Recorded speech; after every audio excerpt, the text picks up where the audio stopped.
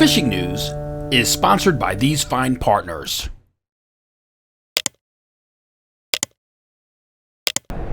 The start of the 2022 striped bass fishery in the Garden State got off to a bang, and I don't think that comes as a surprise to anyone. Jim Hutchinson with the New Jersey Delaware Bay edition of the Fisherman Magazine. This first week in March, I'm here at the Atlantic City Boat Show, taking a look at the pool of water here for the folks at Fanatics doing the kayak tests. You want to come out and check this out.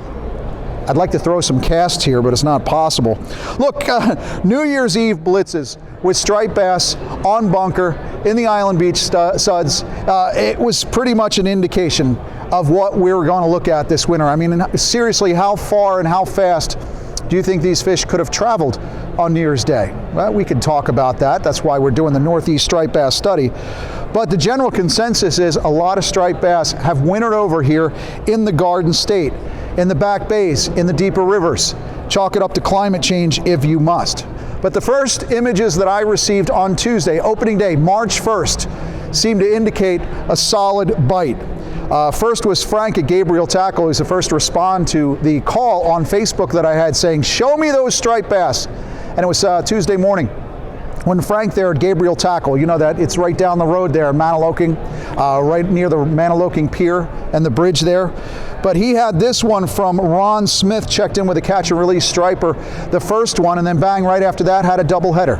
So that was a good sign. No official word on where that was caught. Suffice to say is that the back bay is your oyster, and there are more than enough pearls to go around. One of the things that I'm thinking, it was relatively short couple of years ago, when Oyster Creek in Forked River, that artificially warm creek where they had the outflow from the power plant, that's where a lot of striped bass hunker down in that warmer water. Without that warm water, since the nuclear power plant was shut down, I do believe those striped bass that winter over, they spread out throughout the bay. So there's certainly a number of stripers throughout Barnegat Bay there for the pickings. Chris Smith checked in from a sandy shoreline somewhere in the Garden State. I don't know, could be Raritan Bay, could be Fortescue Beach, could be out front somewhere, I'm not sure. But I'll tell you, bloodworms on circle hooks seem to be the way to go for this get-go, this start this week, for many folks who are looking to sit stationary, sticking with a bait, wherever that might be. Now, casting artificials is also working, surprisingly well, I might add. I used to be under that theory that, yeah, when the water temperature gets up to 50, 55 degrees, that's when you can start throwing artificials. That just does not seem to be the case. Scott Thomas checked in. He was out kayaking fish on Tuesday, said he hammered them, absolutely hammered them. Soft plastics and the slow pitch jigs, getting down deep. If you told me we had 200 fish between the three of us in kayaks, I wouldn't be surprised. That's Scott's quote to me. So yeah, there's a lot of kayak guys out on the back bays in some of those salty rivers as well. Out at Absecon Bay Sportsman Center, Dave had his first keeper slot stripers checked in on Tuesday morning. Lynn Gifford went up the river with her husband Jimmy, came back with keepers. One was 10.1 pounds for Lynn, and so yeah, she outfished Jimmy with his 7.25 pound fish. So yeah, plenty of catch and release out there, of course, if you're into that. But absolutely, the opportunity to target striped bass in the back, it is there for the taking. In fact, Dave also said that Bo Bosley, who has won the prize for the first keeper striper in the past at Absecon Bay, he was just having a good time with the catch and release this year. So that's cool. Manny Botera said the same thing. He's always out on opening day. His first striper of the year, 25-inch fish, a catch and release fish. But Manny, of course, said the same thing. Just as happy as punch to get back out there gunning for those stripers. Pick up the March edition of the Fisherman Magazine this week. It was out last week, but it's on all your newsstands. It's in Wawa's. It's here at our booth. Tom P., Rack and Fin Radio, manning the booth while I'm doing the video this week, where we've got your complimentary copies. Pick up that edition. Look for Nick Honachewski's article on page 12. Now, he puts a little bit of focus on that Raritan Bay shore. He's not telling you where to cast. He's not telling you what stretch. He's not telling you where to park. He's not leaving a popcorn trail.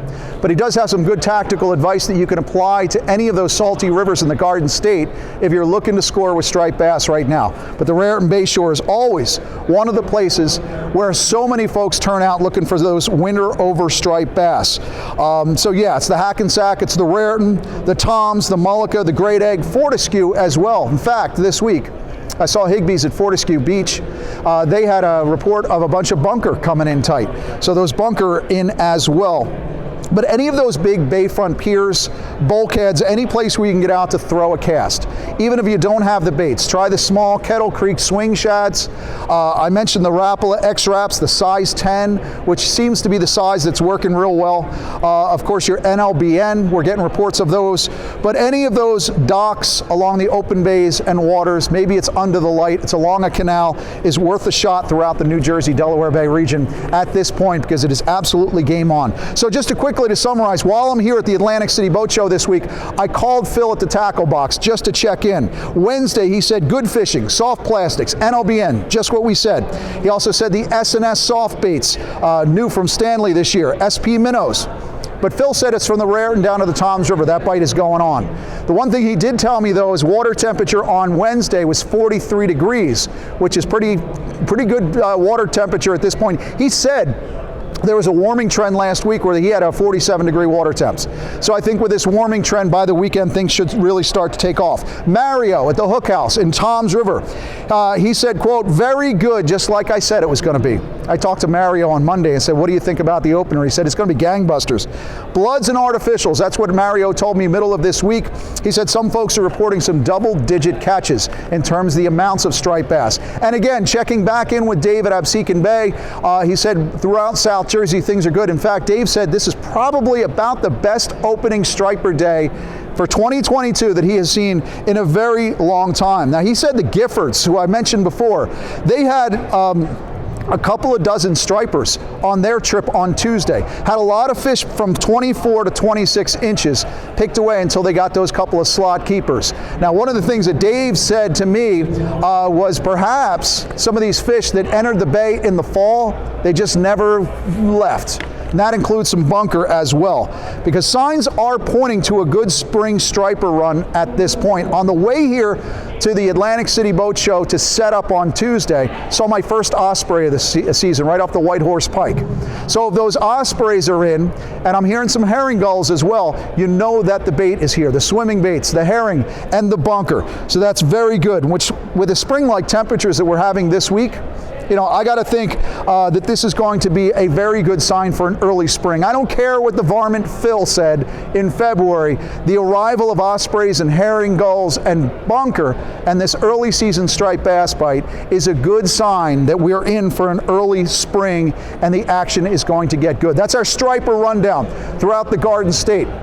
And if you're thinking about getting out down on Delaware Bay and throughout Delaware, definitely think about it. Bloodworms, you can start throwing those soft plastics, casting them around, and as I said, with the arrival of bunker at Fortescue, I got to think Fortescue Beach is going to be taken off as well. Again, we're here at the Atlantic City Boat Show all this week, all the way through Sunday. I'm here every day. I can't fish. Got to be here at the show. But we are at the Convention Center all the way through the 6th of March, which is Sunday.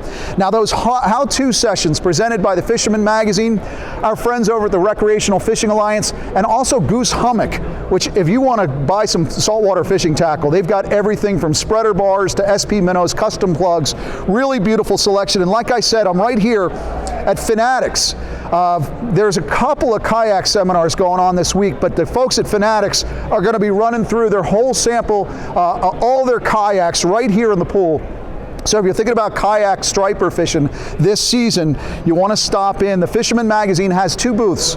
Just as you're coming into the marketplace outside of where the boats are, that's at booth number 147.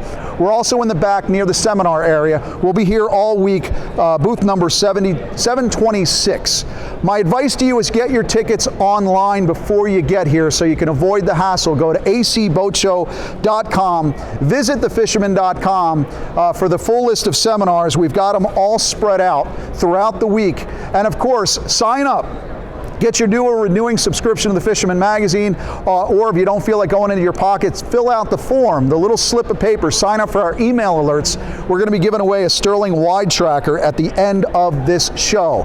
Your complimentary edition of the Fisherman Magazine is here as well. Another place where you'll find a complimentary copy of the March edition of the Fisherman Magazine is out there at the Fish Hawks Fishing Flea Market this Saturday.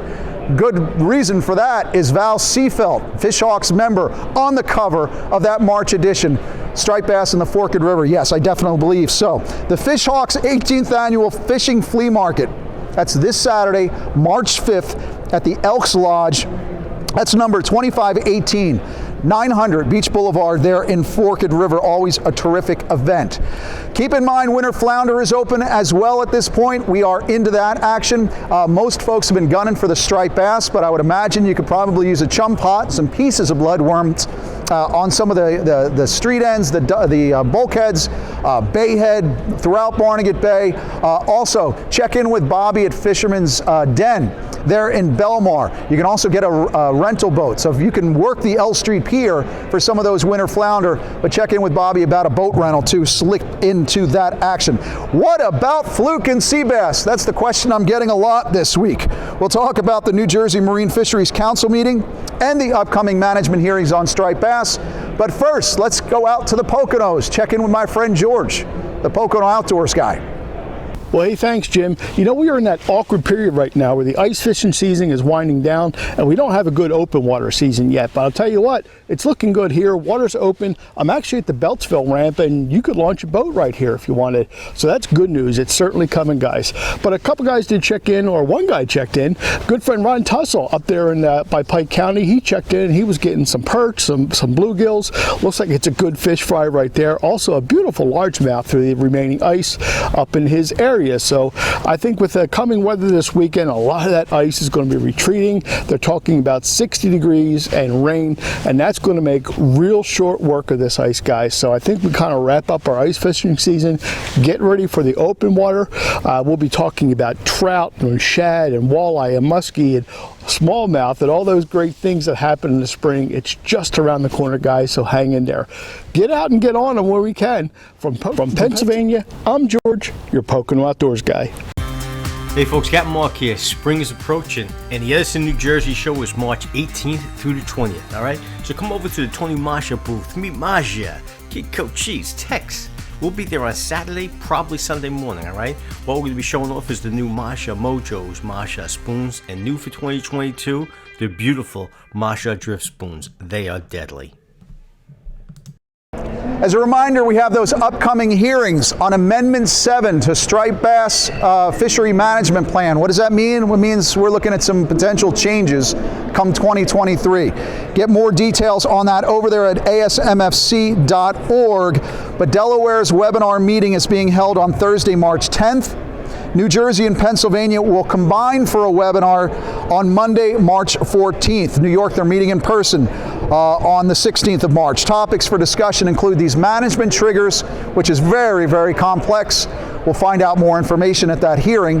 But also they're talking about a 2-week closure in the future to protect striped bass as far as reducing the amount of release mortality. As for summer flounder, black sea bass, I've been talking for a couple of months about how the next meeting of the New Jersey Marine Fisheries Council on March 3rd, we'll find out more information. That meeting has been canceled. They're not meeting this Thursday. Found out from the state well after everybody else found out. But that meeting is going to be postponed until sometime in April because really the Division of Fish and Wildlife apparently can't get their act together. So I will find out about the next meeting. We'll find out about it sometime in April, but it looks like in April I'll have those answers to those questions that I keep getting out at that booth. This is directed at the Division of Fish and Wildlife. You see that booth? I'm set up there answering questions about fluke and sea bass. I don't know where you are. We'll find out more come April. Finally, please don't forget to sign up for the Saltwater Registry. You got to be registered to fish in marine waters. We need that information. We need to be able to get better data. You can go to saltwaterregistry.nj.gov. And remember, if you don't have it and you're busted the first time, it's $25. The second time, $50. I don't want to talk about what happens on the third time. Get more information on the regulatory paths that we are heading down, striped bass, striper wars, the council, the process, everything. And of course, our calendar of events. It's in the March edition of the Fisherman Magazine. Try to stay on top of everything that's going on in the tri-state area so that you know what's happening. And of course, all that how-to and where-to fishing information, fishing reports, and everything that you need to know. Get all that information so that you're ready to rock and roll this spring. Catch them up. I will see you, I hope, here in Atlantic City this week. Stop by to see us. Again, booth 147 or 726. The madman himself from Rack and Fin Radio here in Atlantic City, Tom P., hanging out with me. You get your subscription to the Fisherman Magazine. I'll set you up with a package of Adia striper-approved circle hooks, and also the Fish Bites Fight Club outstanding baits for fluke season when we finally do get underway here in the Garden State. The tides of March are upon us. Get in on it, and I'll see you in Atlantic City.